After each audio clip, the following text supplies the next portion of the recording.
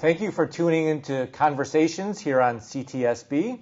And joining me today, we have a special guest in the studio. Joining me is Dr. Michael Kaplan, longtime family physician who has practiced here in Lee. And we're here today to talk about single-payer healthcare, which will be coming up on the ballot this November.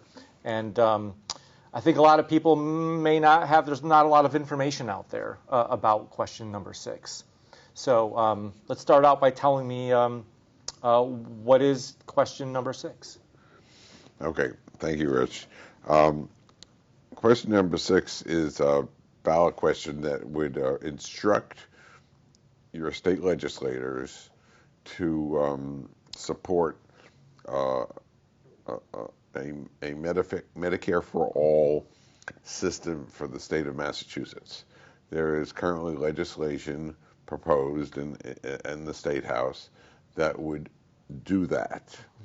So this would instruct your legislators to support it. Currently, all 3 state reps and our state senator are co-sponsors of the Medicare for all legislation. So what would this legislation do? So we'll go back to what is single-payer healthcare. So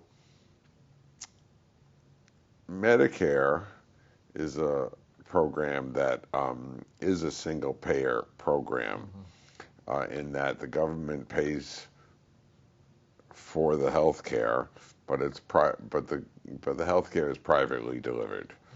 The other programs in our country that provide universal health care sponsored by the government include the Veterans Administration and the military, but they actually provide the health care as well. This is a proposal for the government to finance health care, not to deliver it. And the structure of this is the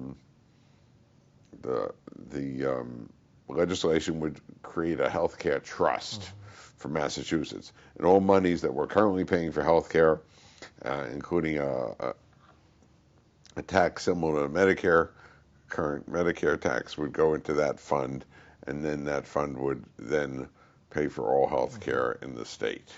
So it would roll in Medicare and Medicaid funds, and everybody currently covered by whatever insurance would be covered by this plan.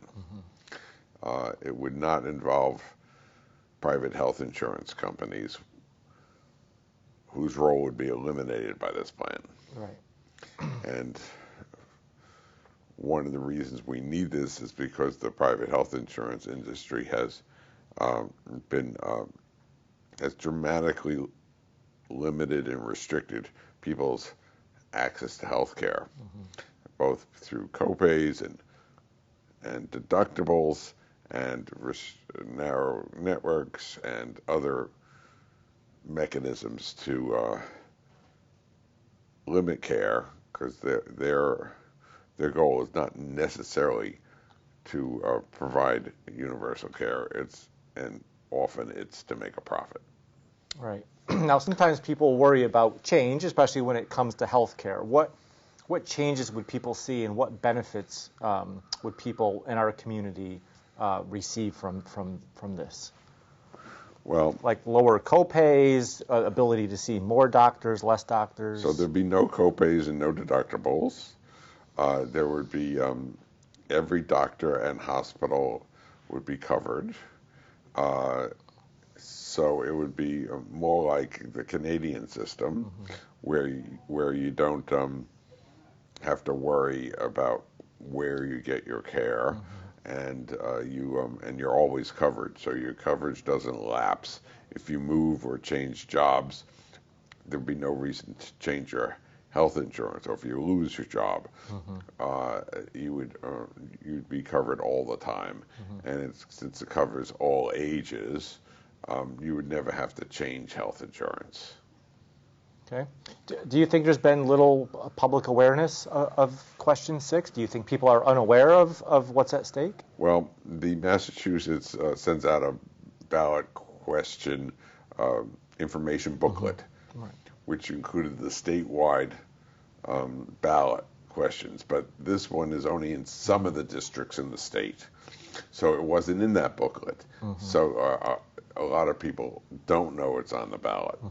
And it's number 6, which is at the end of the ballot, except in Sheffield where it's number 7.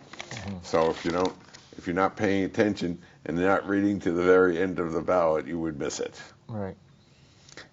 So I do think there's not a lot of awareness about the ballot initiative, and but it was on the ballot in the 2nd district's Pittsfield area 2 years ago, and it passed overwhelmingly, as it did in all the districts which it was on the ballot 2 years ago. Right. And it's now in another 12 districts, I believe, and hopefully, again, we'll see a lot of support for it. Okay, yeah, I was reading in 2022 there was over 20 districts where it passed favorably. Yes. Do you think it's going to pass this time? What roadblocks do you see? Well, I think the referendum was likely to pass. The roadblocks are in the legislature. So the leadership in the legislature has to be willing to move it forward. And they haven't always been. And they're probably beholden to corporations and insurance companies who help to fund their campaigns. So even if a majority of the legislators support it, it doesn't move ahead unless the leadership also supports it. So that would be so each year we push towards getting more support, and hopefully the leaders will come around. Okay. Does this benefit seniors more or less, or is it's equal for everybody? Well, it'll benefit people without health insurance the most. Right. People who have Medicare now have to buy buy Medicare Part B, and then they have to buy a supplement or a Part C program, and then they have to buy prescription drug coverage. So this would be all included in one. So it would be much simpler for seniors to have their insurance, and they wouldn't have to review it every year and figure out which one is going to cover them better. So it will definitely simplify it for seniors, and of course for everybody else. Right. Okay. What's wrong with the current system of healthcare right now? Well, the biggest problem that I view it is corporatization. That the healthcare corporations, the health insurance companies, the pharmaceutical companies are mostly for profit and are not don't have patients' best interests at heart. So they often tend to restrict care for their bottom line. So what we want to see is, once we have coverage for everybody, and you get coverage in an earlier state in your illness, health improves and actually the cost decreases. And we need more people to have primary care physicians, which has been shown. The only thing that's been shown to both increase quality and decrease cost in healthcare is care by primary care and family physicians. Okay. What is it going to take for this to pass into law? Is it going to mean more representatives becoming co-sponsors? What do you think needs to happen? Yes, I think more representatives need to be co-sponsors, and then there has to be pressure on the leaders of the legislature to do so. Our current governor would support it, but she's not necessarily pushing for it. So we need to get our legislators to push for it. Now, of course, ideally this would be a national program, so other states have tried to moved forward, including California and Vermont, Oregon, but so far none of them have achieved a full state universal health care system. So we want to see it happen on a federal level, but because of the polarization of our current political system, it's very hard to see that passing at this time on a federal level. But if certain states pass it, it may be a good model for the others. And that's what happened in Canada.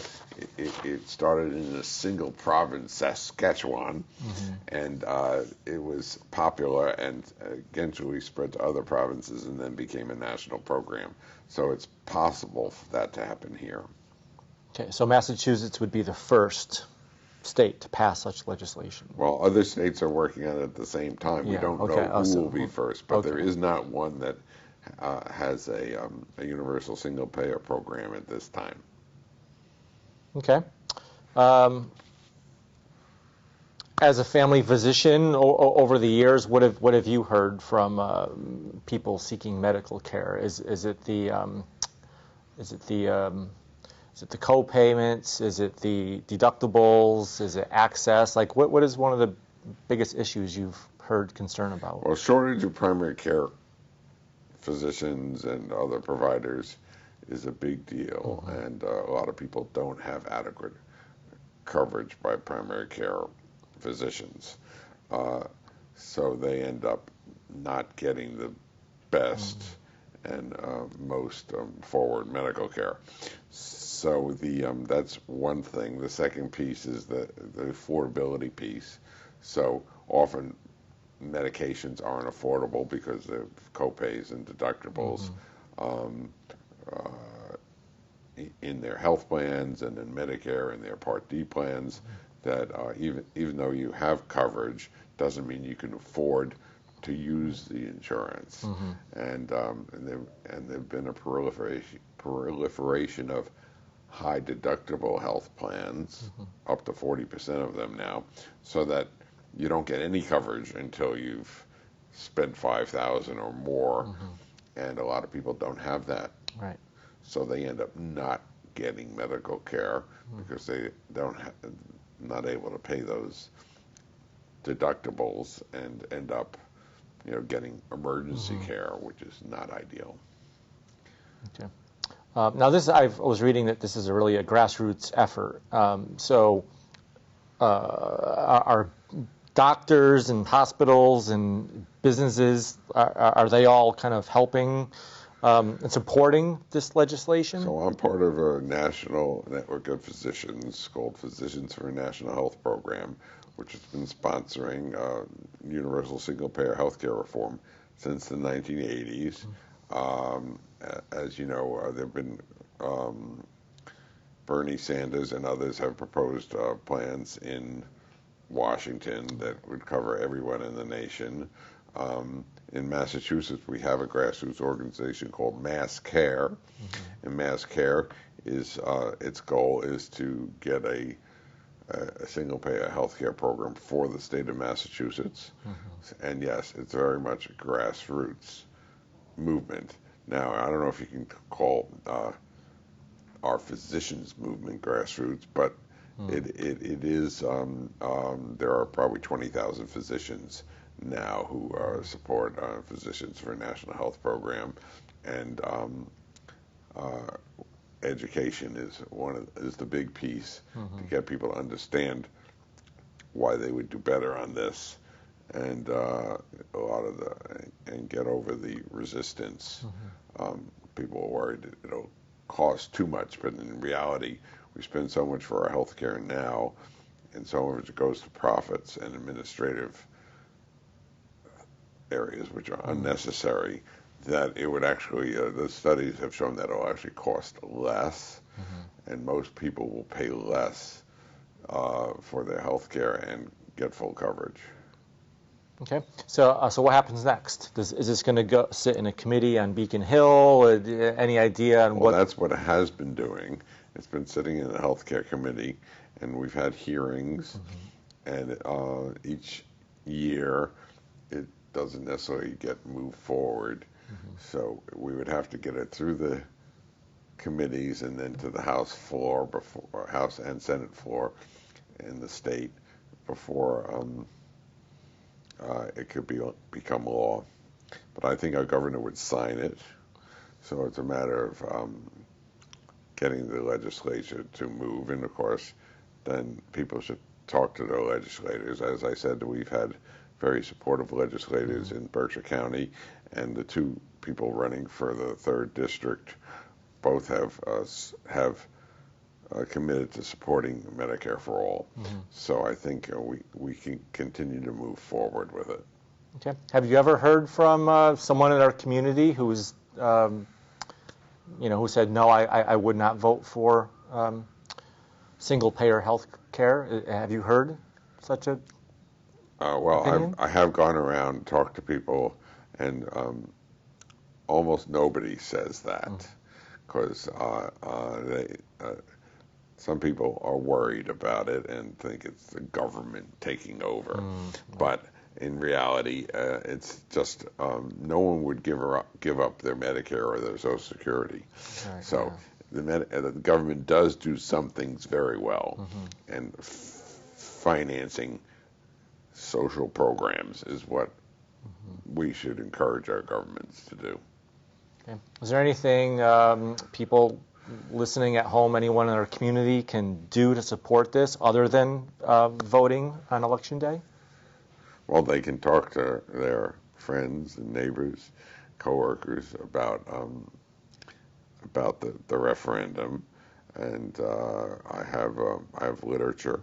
If people want to hand out literature, we have literature that has been produced by Mass Care, our local statewide organization. So if people want to be active, there's just 2 weeks left till the election. So they could be.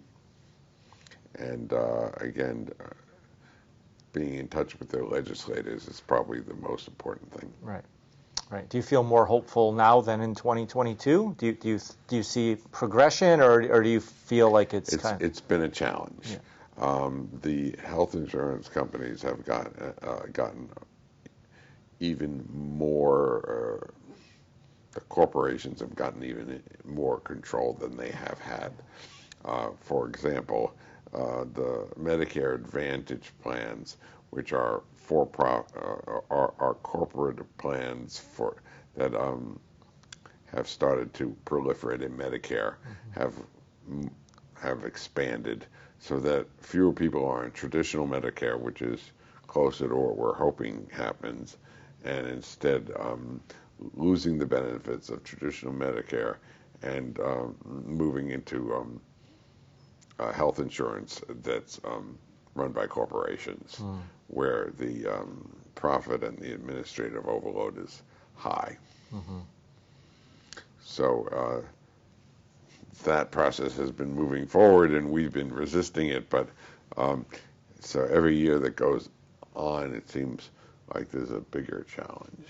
Right. But we still think we can meet that challenge and move towards a social good. Okay. Is there anything you want to talk about that I didn't ask you? Well, many of my patients, when I was still in practice, were limited by their options in terms of health insurance. And I think when people from other countries hear what we have to deal with in the U.S., they're shocked. So if you're in Western Europe or in Canada or Taiwan or Japan, everybody has coverage. You don't have to think about it. Yeah. So I think people in the U.S. and in Massachusetts deserve this kind of plan, which will improve their lives and bring health care on a much more equitable basis to all the communities, including those that are challenged by discrimination. Great. Well, I hope people can make a better informed decision when they go to vote on November 5th, and they can understand question 6 much better now that we've heard from your professional experience. So, all right. Well, great. Thank you, Dr. Michael Kaplan, and thank you, Rich. thank you for watching at home, and I hope this helps out a lot with questions regarding question 6, which is coming up on the November 5th elections. And thank you for watching Conversations, and we'll see you next time. Thanks.